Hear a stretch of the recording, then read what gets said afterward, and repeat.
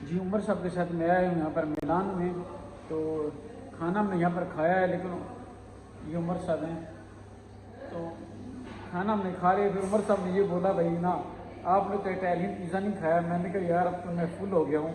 फिर मैंने कहा यार मैं ठीक मैं इटालियन पिज़्ज़ा ही खाता हूँ। मैंने कहा चलो बिल्कुल स्मॉल साइज में तो आया है, छोटा, क्योंकि पहले हमने खा लिया और वो भी सिर्फ मैंने इन्हें इसरार किया है। तो ये ट्राई करें, Italian pizza all over the world सबसे बेहतरीन और बेस्ट पिज़्ज़ा। तो फिर मैंने कहा चलो यार मैं इटालियन पिज़्ज़ा चख ही लेता हूँ।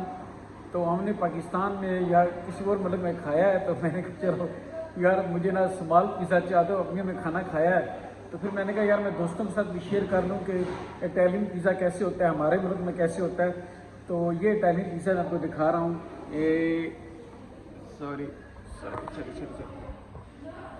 ये जी इटालियन पिज़्ज़ा आपको नज़र आ रहा है। तो ये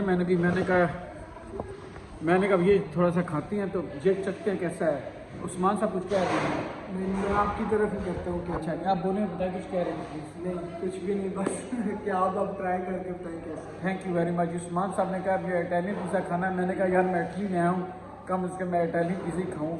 तो हमारा पिज़्ज़ा जो होता है वो काफ़ी डिफरेंट होता है। अब इटालियन पिज़्ज़ा जो सा ये कैसा डिफरेंट है। बहरहाल एनी हाउ मैं चखता हूँ तो फिर आपको दोस्तों को बताऊँगा। Thank you ji.